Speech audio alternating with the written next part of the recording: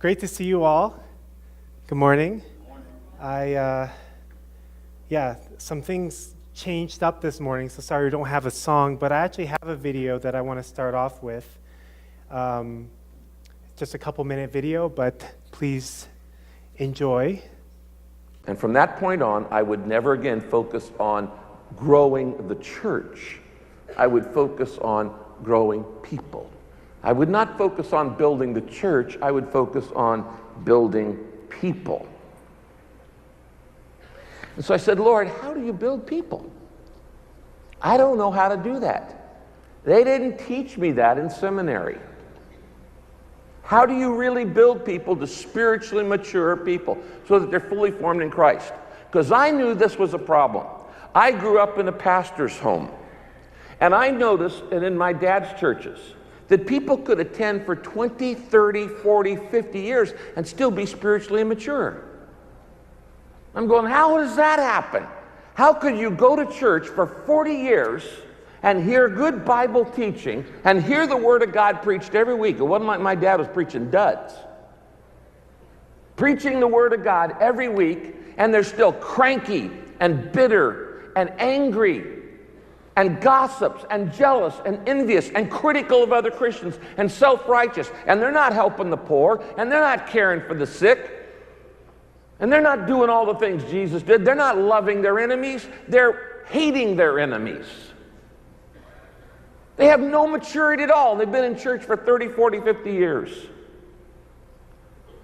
And I figured out real quick that attending church was not enough to help people move to maturity. So I said, Lord, you got to teach me how to do this, because I don't know anybody who knows how to do it.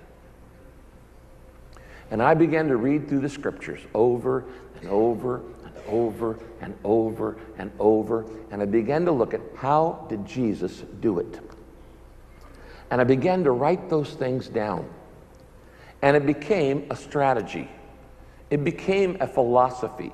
It became a paradigm. It became a process. It became a framework that we built Saddleback on to move people from unbeliever to spiritually mature missionary for Christ. And we've been doing that same thing for 28 years. Okay, so you may be able to get a sense, yes, thank you. You may be able to get a sense for why Rick Warren is such a influence in my life, why I respect and look up to him a lot. So for those of you who don't know, this is Rick Warren. He started the Saddleback Church in Orange County, California. He grew it from nothing to probably now with the satellite churches over 100,000 people in the last 40 years. And this was at a conference about 10 years ago where he was sharing with other pastors and other ministry leaders about just the, as you heard, the frustration of trying to, of growing up in a church, but experiencing, that it doesn't necessarily mean that people change. It doesn't necessarily mean that people are growing. It doesn't necessarily mean that people are becoming mature, that they're becoming Christ-like, that they're going and serving and doing things for others. It doesn't necessarily mean any of those things. And I think that one of the things that he's kind of inferring here is that it's actually kind of discouraging. It's discouraging to see people going to church, hearing good words, hearing good sermons and stuff year after year after year, and recognizing that doesn't necessarily equal that they're like a good person, or that they're a giving person, or that they're a Christ-like person, or any of these kind of things. And of course, at the end of the day, it's our responsibility to become that kind of a person. But at the same time, you can kind of get the sense for why maybe many people are discouraged about organized religion. Many people are discouraged about, church. And I mean, I'll be honest with you that one of the reasons why this talk resonated with me so much is because I have many of the same concerns. I have many of the same concerns about our church and growing up in our church. And I mean, of course, many churches are like this, right? But the idea that, we can be doing things, we can be going to church for 30 or 40 years, but our actions don't necessarily reflect what we're being taught. And then it kind of begs the question, like, what's the point? So, Adonia and I, we recognize that these years are so precious. Time goes by so quickly. 2019 started and we're already in February, right? I feel like the month of January went by really fast. I don't know about you, but, what are we hoping to accomplish? What are we hoping to see happen through the investment that we're putting in, through the effort that we're putting in? Because at the end of the day, we don't want to see 30 or 40 years go by and, have these same concerns. We want to be able to feel and say that after 30 or 40 years, that we grew, we matured, we prospered. We became the kind of church that was prospering on our own, but also we were doing all the things that Rick Warren talks about that a healthy church should be doing. What a lot of these things that he talks about come down to is actually the topic of my sermon today, which is the servant's heart. Where is that? There it is, the servant's heart. So just to recap, especially if you haven't been here the last few weeks, we're finishing this series today. This is the last sermon of this series on God's calling for my life. And this series is all based off of this point, which I believe is number 5 on our vision statement, that we are equipping every person for a significant ministry by helping them discover the gifts and talents that God gave them. So if you think about it, the things that Rick Warren is talking about, loving your enemies, feeding the poor, serving the needy, not holding on to resentment, all these kind of things are the kind of heart and attitude that you have from a servant's heart. And let me explain that, because for a lot of people, when you hear the word servant, you think slave, or like submission, or like, you don't have control of your own life. I remember many years ago, I was living in Berkeley, California, and I was trick-or-treating with a bunch of other people. And if you've ever been to Berkeley, especially on Halloween night, it's a very interesting place to be. And certain parts of Berkeley are very, very, very wealthy. There's a lot of Nobel Prize winners that live there. A lot of famous people live there. And there's this one house that we would always drive by. And I would think, man, this house is amazing. It's got, it's like the American dream house. It's got these big gates in front and, big house, and everything just looks really wealthy and really nice. So on Halloween, we were going by all these wealthy houses, and the gate was open, and all the kids could go, or in our case, adults could go and get, I was in my 20s at the time, and we could go and get candy, right? And I'll never forget this. It's the only house that I ever saw this. But the owner of the house was standing there, and right next to him was his butler. And the butler was holding the tray with all the candy on it, like this. And then the owner, was taking the candy off the tray and putting it in the bag, right? So, unnecessary.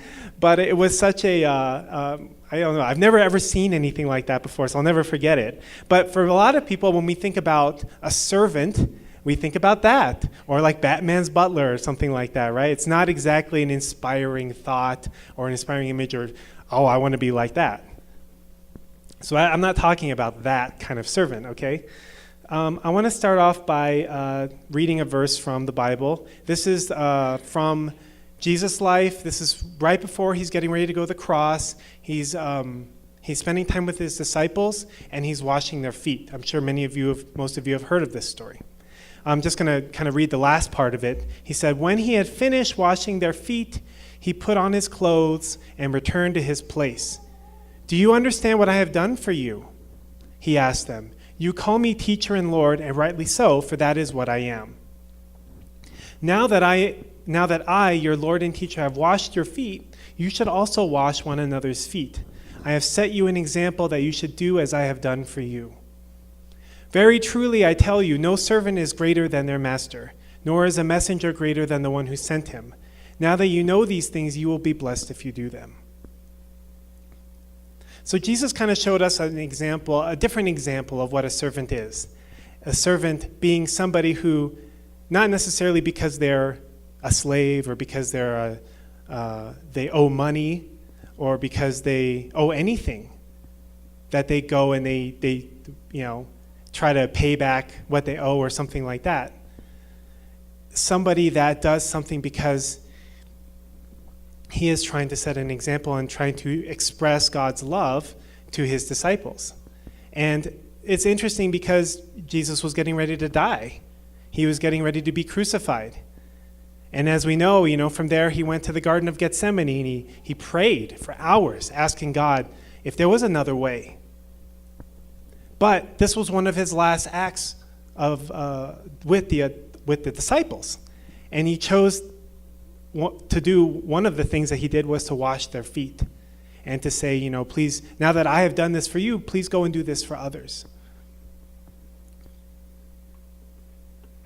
Even at the final moments of Jesus' life, his heart of service and his heart to give to his fellow man never changed. It always stayed the same. But we're not really like that ourselves. Like if we found ourselves in that same situation where we were getting ready to go to death row or something like that, or we were being treated unfairly and we were going to be betrayed, I don't think that this kind of situation is going to happen to any of us, but, if we were in a situation like that, how many of us would use that opportunity to serve, to give God's love to other people? The reality is that we oftentimes start off with that kind of a mindset. We want to love, we want to give, but over time we kind of lose sight of that. My wife and I, we kind of went through a bit of a rough period this week, and she's actually in Chicago right now attending a clergy conference. Fortunately, we were able to resolve our issues on Thursday before she left, but we went through a period of about 3 or 4 days where we basically didn't talk to each other. And if we did talk to each other, it was like, the necessities. Oh, who's going to pick up the kids today or something, did you pick up this thing from the grocery store, whatever, just like the bare minimum, right? But no like real intimacy, no like words of support or appreciation or, the things that make a relationship work. And it's interesting because, just like in anything, I really believe that as human beings, we all have the desire. When we do something, we do it because we want to. We want to give something. We want to offer something. When people get married, we have our wedding vows, and we say, in rich or poor, in health or sickness, for better or for worse, till death do us part. In the sense there is that, even if, our situation isn't ideal, even if things aren't great, even if you're not able to take care of yourself, I'm going to be there for you. It's a kind of a mutual commitment that we make to one another. And I think that most relationships start that way. And when you start a new job, you get excited, it's like, oh, I'm learning some new things, meeting some new people, getting some new skills, whatever. I'm contributing to this company. But over time, our intentions deviate. Our heart doesn't stay in that same position of the servant, in a sense, to want to serve our spouse or to want to serve our work. I think that deep down inside, every single one of us wants to be a service. We want to feel like my efforts, my investment is meaningful. It makes a difference in somebody's life or something's life or for the company, We all want to live a meaningful life. But just like with my wife and I, you can lose sight of that. You can lose sight of that heart of giving, that heart of service, and you can end up focusing on the things you don't like, the disagreements, the misunderstandings, the hurt feelings, or whatever it is, and you lose sight of the heart of the servant. So really, my topic yes, we're talking about your calling, we're talking about your ministry, but also we're talking about life. Because I believe that at our core, whether it's as a parent, as a spouse, as a child, as an employee, this is really important. And that's part of the reason why we need to be reminded to realign ourselves with our life's purpose, our life's calling. Jesus, somebody like Jesus, he exuded that kind of heart and love. It came out in everything that he did. But the rest of us, we're constantly battling within ourselves how we want to live our life. If I want to just take care of myself, I want to try to take care of others, just take care of my family, my community.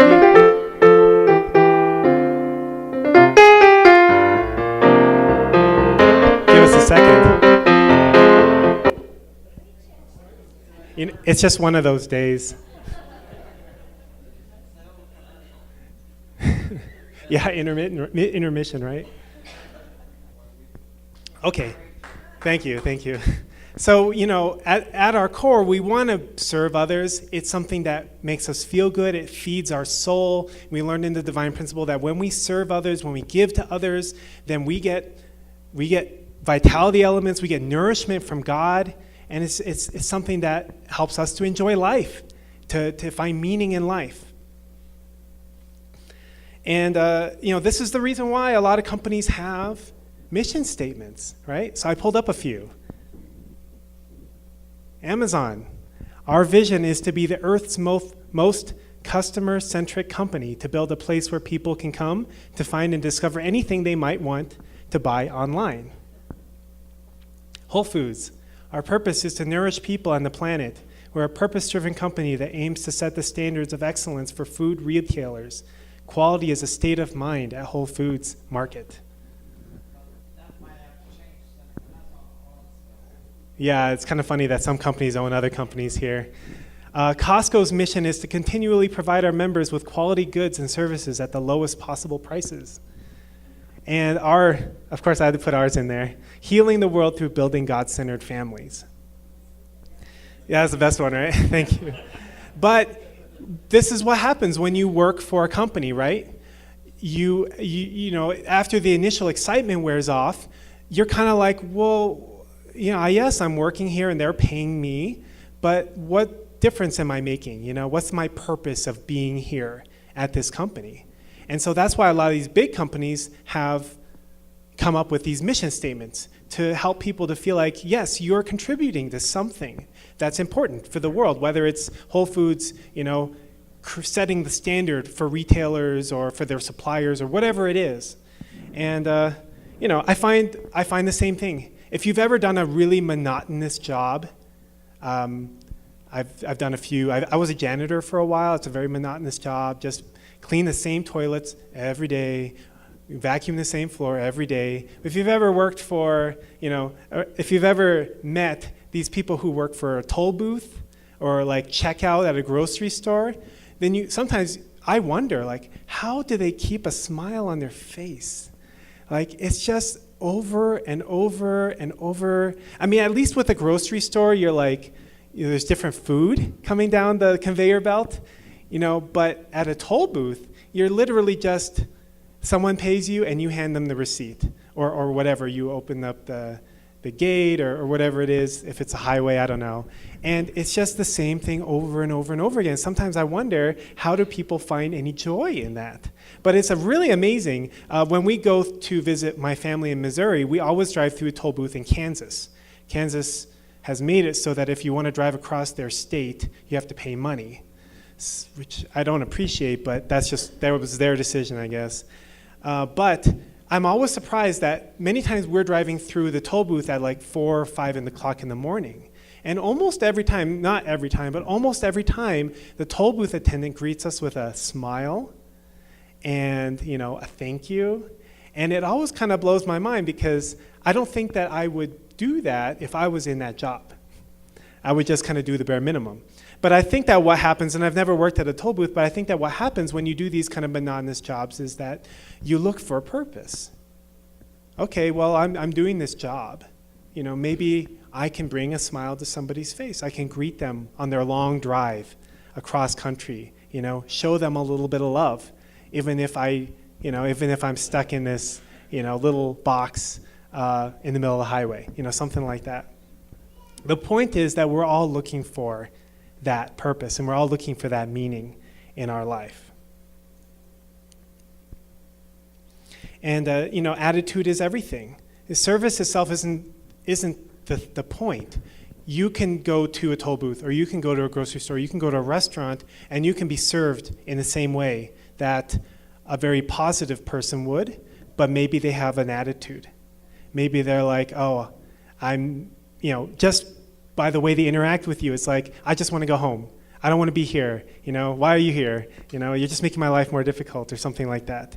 And it's the same action, like Adonia talked about last week. It's the same service, it's the same action, but the mindset is not of service. It's more or less of, I don't even know, whatever the opposite would be. Please don't make my life any more difficult than it already is, kind of mindset.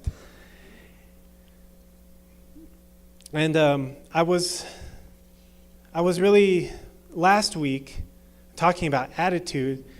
I had the opportunity, was it 2 weeks ago maybe? I had the opportunity to go to an interfaith luncheon.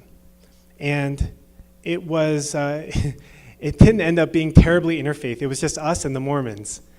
But it was really nice. They invited us to their home, and the president of the stake, I don't know if you know much about the Mormon terminology, but the stake it's like a group of churches. So the president of the stake means he's basically the leader of all the Mormon churches in the Denver area. There's like 10 of them, something like that. So fairly up there guy. He came, his wife came, a couple other people were there, and the family that was hosting us was there. It was so nice, and my dad was there, and Antonio and Shirley, and we had a really nice lunch and a really nice time together. And I had never really spent much time with the Mormons before. And we were sharing, and I was so impressed with so many of the things that they do. For example, they were sharing that when a person gets baptized in a Mormon church, one of the first things they do is they give them, with help, a group of people to take care of. They're supposed to call them every week and see how they're doing. Hey, didn't see you at church this week, or hey, how's your family? Or hey, the husband of the family that was hosting us is probably in his 40s. He was telling us that one of the people he takes care of is his 90-year-old grandma. And the lady, he would call her if there's like an ice storm or a snowstorm, and he would see, hey, do you need your driveway shoveled? These kind of things. And it occurred to me that, man, that's so great, because they don't have a pastor in the Mormon church. They just, when they have service, it's like 2 hours of people getting up and sharing testimonies, or it's 2 hours of people taking turns giving a message. And they don't have somebody who's like full-time going around and checking on people and making sure, but they've created a system where they're taking care of one another, which is arguably much better. Because it's much easier to take care of 7 people than it is to take care of 100 people. And it also gives people a sense of, I'm making a difference in these people's lives, these people depending on me, in a sense. And then, of course, other people are checking on you, too. And I was just, more than the action itself, I was really impressed by the attitude of the pride that they felt, and the way that they take care of one another, and the joy that they felt in just sharing about it. And they invited me to come to their service. Actually, was thinking to go today, but with our Super Bowl party and Adonia being out of town, I decided it wouldn't work out. But I'm really excited to learn a lot from them, honestly, and actually would really like to put into place a system kind of like what they have. But yeah, anyway, just the attitude of giving, the attitude of servanthood is something that they are practicing very sincerely. And I loved it. I just loved being around it. So anyway, I wanted to share about that. I also want to share a verse here. This is from Matthew. You know that the rulers of the Gentiles lord it over them, and their high officials exercise authority over them. Not so with you. Instead, whoever wants to become great among you must be your servant, and whoever wants to be first must be your slave. Just as the Son of Man did not come to be served, but to serve, and to give his life as a ransom for many. So once again, Jesus is modeling the mindset that a great person, a leader, a meaningful person, a meaningful life is a life of service. It's a life of giving. It's a life, even somebody like Jesus who, was so in many ways respected, and people, loved his miracles and his sermons, and, many people didn't follow him at the end, but there was many people following him at one point. But his point was serve, give. Even if you're the Son of God, that's something you can do. And then this is a quote from our founder, Reverend Moon. He said, "There is one principle in giving yourself well. You must bear the love of the Father, the heart of the Father, and take on the role of servants. Your heart must be a father's heart, but your body a servant's body. Go to humanity and give yourself. What is the most precious thing you have? Give that without regret. Among your most precious possessions are your tears, your sweat, and your blood. Give your sweat for all creation, your blood for heaven, and your tears for humanity." This is the motto of the Divine Principle movement.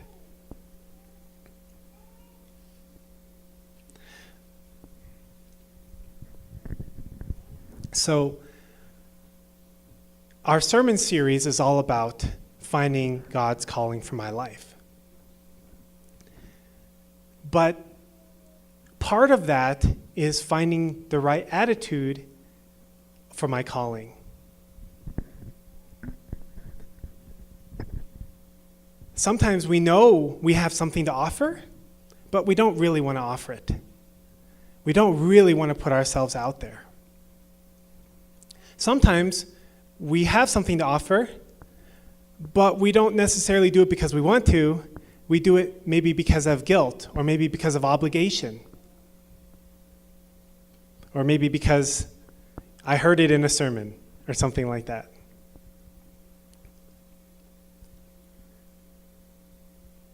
But at our core, we want to be able to give something. We want to be able to offer something for humanity. And part of our process of life is discovering what that is.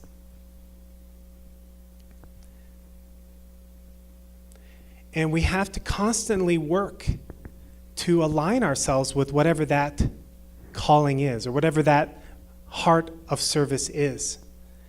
Like I said before, you can lose it.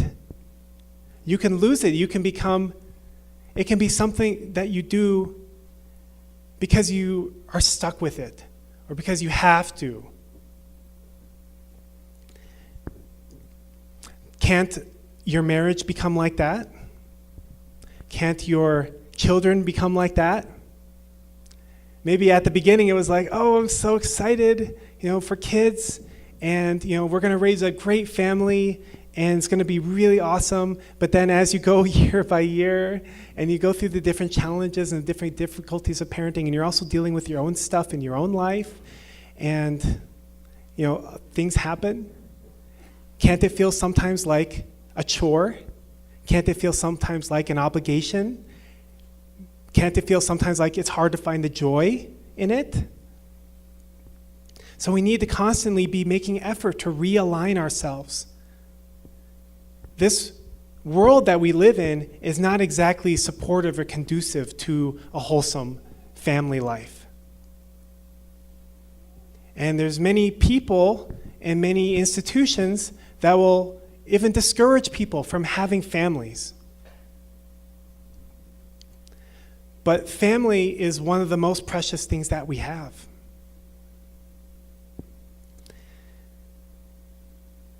So, whether it's our families or other callings that we might have for our life, things that we want to contribute to, This is why we have life of faith habits. This is why we have life of faith practices. This is why we have prayer. This is why we have reading. This is why we have conditions. This is why we have church. Rick Warren was very clear, and I believe him 100%, that just coming to church doesn't mean anything necessarily. It could mean something, but it doesn't necessarily mean anything. It doesn't necessarily mean that we become a certain kind of person, even if you come to church regularly for, 50 years. But there are opportunities to realign ourselves with what's important in our life. Opportunities to realign ourselves with what I started with, why I started. That original spark that I had when I started, whatever it was, ministry, family, husband-wife relationship, job, whatever it is, God wants us to live it fully. God wants us to live it with a heart of a servant, not passively or complacently or half-heartedly. And we covered a lot of material in this sermon series, and I know that maybe not all of you were here for every sermon, but I encourage you that if there is some point that resonates with you, please put it into action in your life. Last week, Adonia talked about being hot or cold. Remember? She talked about being lukewarm. She asked you, do you like hot coffee or cold coffee? And there was somebody in the room who loved lukewarm coffee. It was really funny.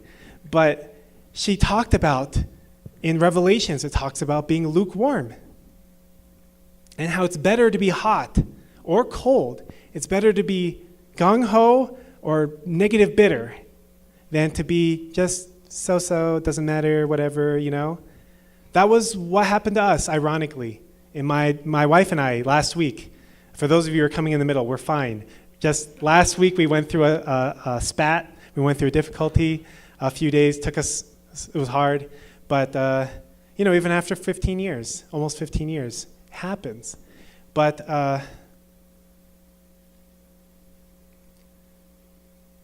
we were in the lukewarm phase. We weren't fighting, but we weren't loving each other. We were just like passerbys. Two people living in the same home, but without like a real relationship. And that's the worst place to be, because it's really hard to go anywhere from there. If you're fighting, a lot of times good stuff comes up, right? I mean, if you can, in a mature way, deal. I'm not saying it's like better to fight. I'm just saying like if you can maturely process it and come to a better place together, it's better than to just be like ignoring one another. Some of my best experiences of my life have come through fighting with another person. Not necessarily my wife sometimes, but other people, people I was working with, just getting out the disagreements, getting out the misunderstandings, and coming to some resolution, realizing like, oh, either I was wrong or at least I could get off what I was really thinking about. So that was something she talked about last week. And she talked about attitude. She talked about having the right attitude in all situations.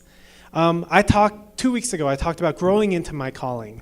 I talked about how we're often the blind leading the blind, right? We're, as parents or as pastors or as human beings, we want to help other people, we want to guide other people, we want to raise our kids, but we are often not equipped to.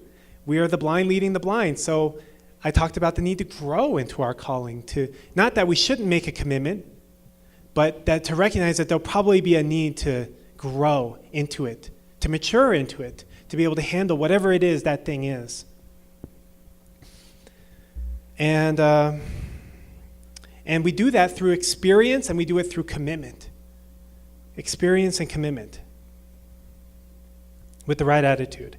And then lastly, Adonia shared at the beginning of our series, she talked about the recognizing how God has equipped us, you, me, for ministry by looking at our life experiences, by what do we love, what do we hate, what makes you feel alive, what is a opportunity that's in your life right now.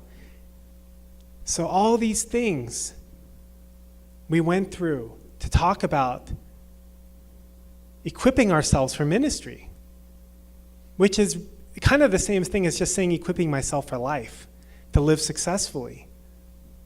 If we grow and if we equip ourselves, it will naturally benefit all areas of our life.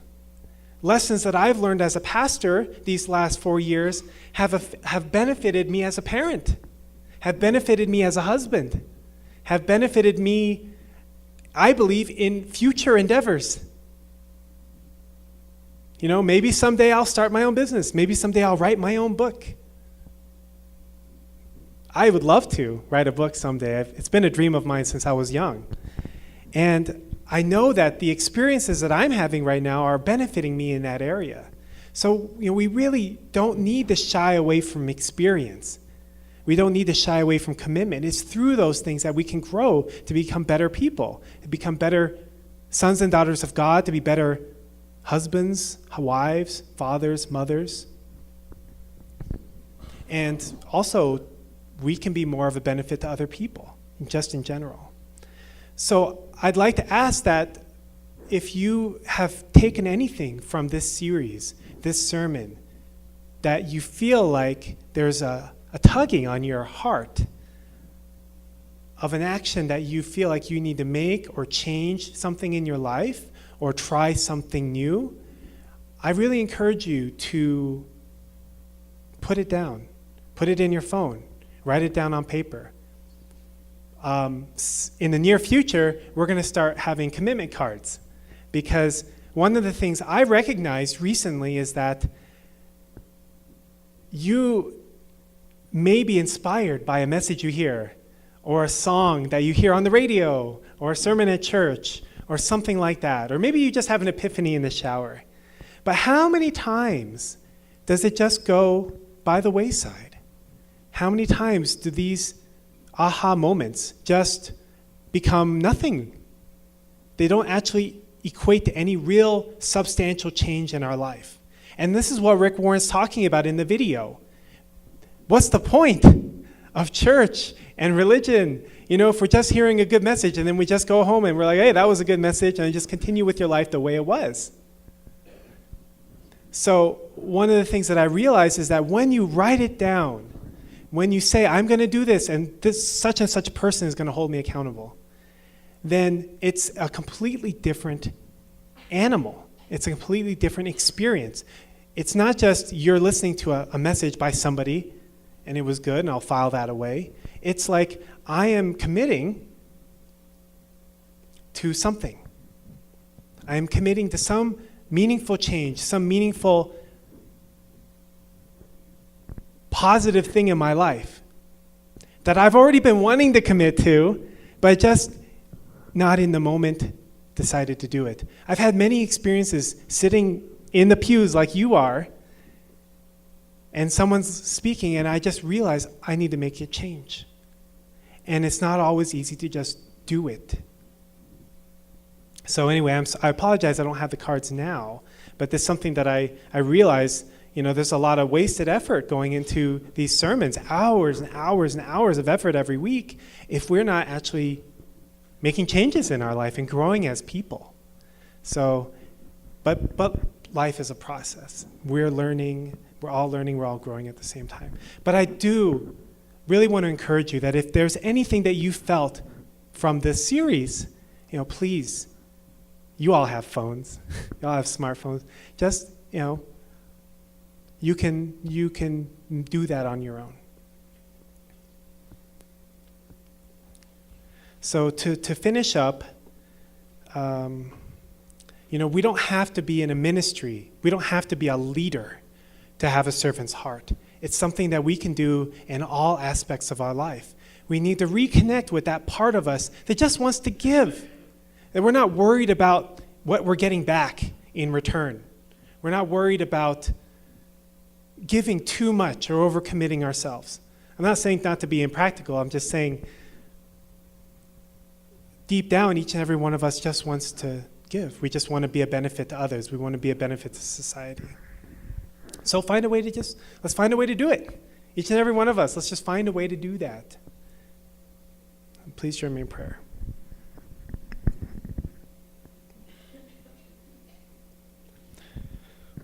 Good morning, our most beloved Heavenly Parent. We're so grateful for this day. I'm grateful to be able to be here this morning and to share this message.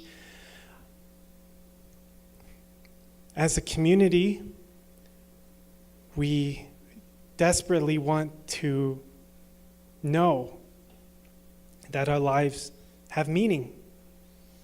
And we want to live our life in a way that we can be proud and we can share joyfully with you when that day comes.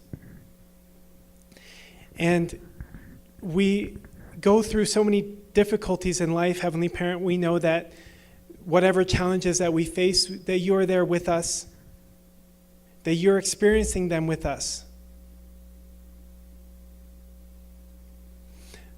And I just pray, Heavenly Parent, that we can take the steps that are needed to rise above those situations, to reconnect with that part of ourselves that resonates with you. You are a loving parent, and you never cease in your giving to us. And we're so fortunate that we have people in our life we can see that. We can experience that in our families many times. We can experience that through one another many times. We can experience it through people like Jesus. We can experience it through people like our founders, Reverend and Mrs. Moon. And even though it's not easy,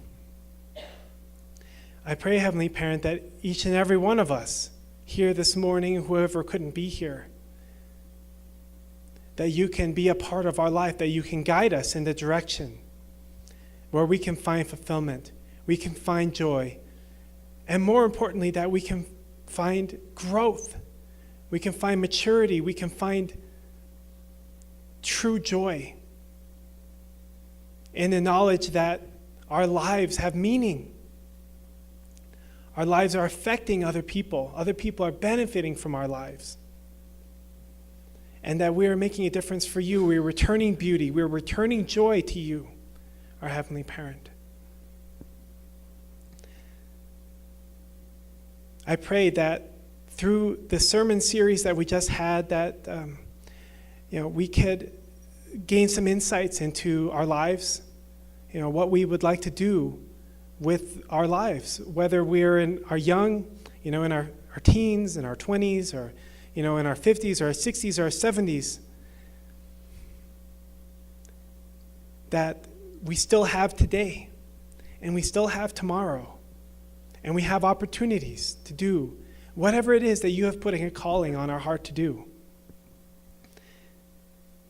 I pray for your presence in each and every one of our lives, Heavenly Parent. I pray that we can be a community, that we can be a church that makes you proud, that makes you feel joy,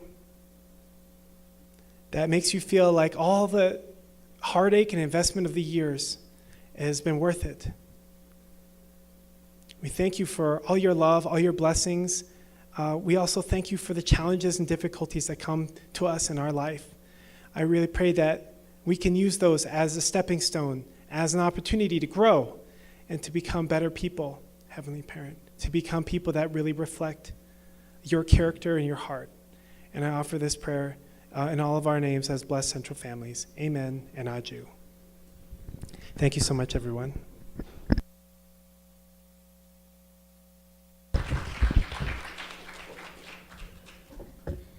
Thank you, Pastor Mike. That was really something I needed to hear. So I really appreciate it.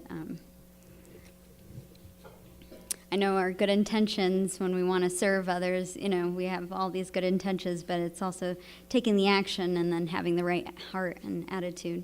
So I really appreciate it. So right now we can think about what commitments we want to make in our lives and in other people's lives, and reflect on this service with some nice music, and while the tithing is brought forth.